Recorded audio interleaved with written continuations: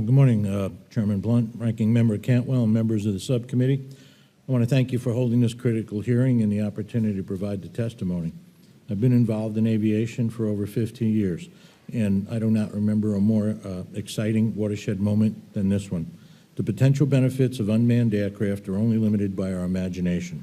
But along with that excitement and optimism, we must also take on the responsibility of making this integration safe, which requires all the stakeholders working together in order to ensure success.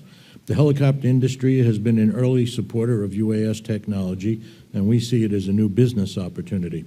Our members have been and will remain heavily engaged in unmanned operations in the coming years. The concept of aircraft integration is not new. We have safely integrated numerous aircraft categories into the airspace since aviation began. We do not need to reinvent the wheel. One important element of safety comes from standardization of aviation regulations by designating the FAA as the sole regulatory authority. This has created an operating environment that provides a national standard which is managed by professional subject matter experts, creating safe, efficient, and economically viable environment. Degrading and fracturing the FAA's authority creates an uncertain environment with reduced safety margins. A routine helicopter power line inspection mission might take the aircraft through dozens of local municipalities during the flight. And each municipality were to have singular authority over aviation activities within its boundaries, the resulting situation would be conflicting and uncertain. It is understood that a successful integration strategy must be inclusive and provide a place at the table for all appropriate stakeholders, including local, state, municipalities. However, the ultimate regulatory authority and oversight must remain with the FAA. FAA regulations and governance need to apply to all categories of aircraft operating in the NAS. However, in Section 336 of the FAA Modernization Reform Act of 2012, Congress put in restrictions that limited the FAA's ability to fully regulate recreational private use UAS operators. For the safe integration of UAS, the FAA must be able to regulate the aircraft in the NAS, all of them. HAI advocates that Congress approve legislation relating to Section 336 that gives the FAA full and singular regulatory authority over all unmanned operations. Some believe the easiest and quickest way to integrate UAS into the national airspace system is by excluding manned aircraft from certain segments of existing airspace.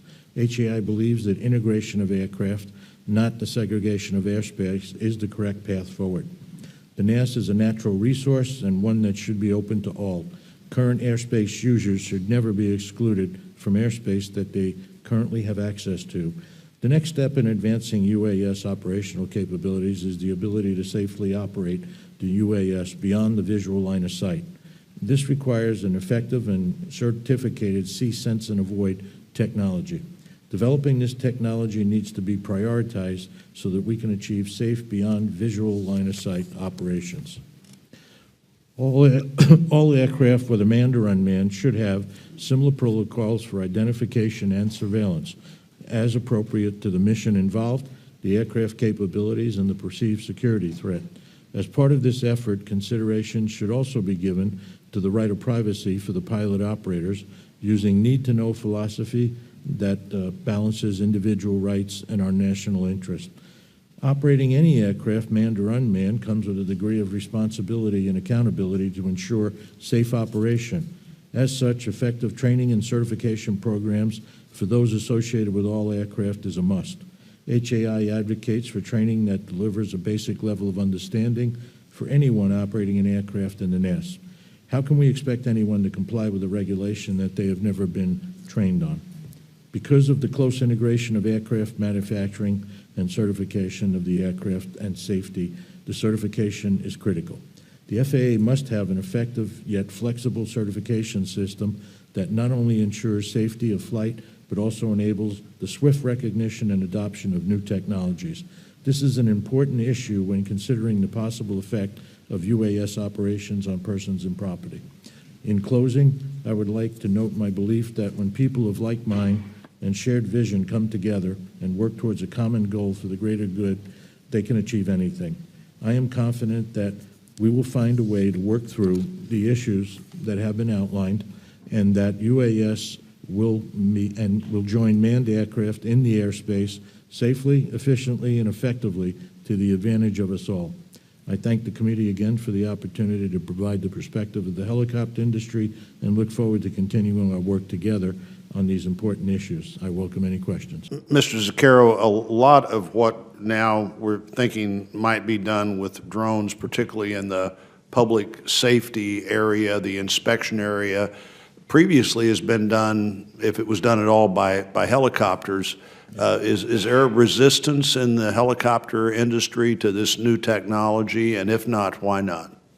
I think we're being honest about the technology. We have embraced it. We accept it. As I said, from an aviation standpoint, this is the most exciting thing that's ever happened in aviation. And if you take a look at it realistically, we are the aviation segment that is most symbiotic and going to be affected by unmanned aircraft. A lot of our day is spent 500 feet or less over the ground. We're doing utility missions. Right. We are serving the greater good of the public. By far, the majority of missions performed by helicopters directly benefit the safety and public and quality of life. So we look at this as who better than us. We're 500 feet or less. We operate in the vertical mode and have hover capability, and we're doing the missions that the drones are now doing. We want to embrace it. We want to become a large purveyor of this operation. Mr. Zuccaro, you and I have visited before, and you've highlighted the need for FAA to maintain preemptive authority and regulate the nation's airspace and not allow a patchwork of rules by multiple authorities to try to put these things together. How does the federal management of our nation's airspace provide greater safety for manned and unmanned aircraft, especially aircraft that operate in lower altitudes? That's a great question and an important one to us. Safety is a #1 priority for everybody. And the bottom line is without standardization, with a patchwork, with different levels of expertise applying the rules and regulations, and the inability really to coordinate thousands of potential rules and regulations, nobody really knows what they're flying into. And the standards are different for different people. And that really just creates a disconnected operating environment that just kind of pleads for a safe operating environment because you're not producing one in that manner. As I mentioned in my testimony, if an average aircraft, and I can use the helicopter as an example because our members are now transitioning their missions over to UAS. So today we might do a pipeline patrol that'll run across 30 municipalities and 3 states. Tomorrow we might be doing that with a UAS. And how do we know with any level of certainty that the standardization is the same? It's not going to be. Everybody is going to apply different standards. They're going to have different wishes, desires to their particular municipal boundaries. And that to us really is, it doesn't make any sense when we have the safest airspace system in the world right now under a singular regulatory authority that has created the standards that keep us all out of trouble.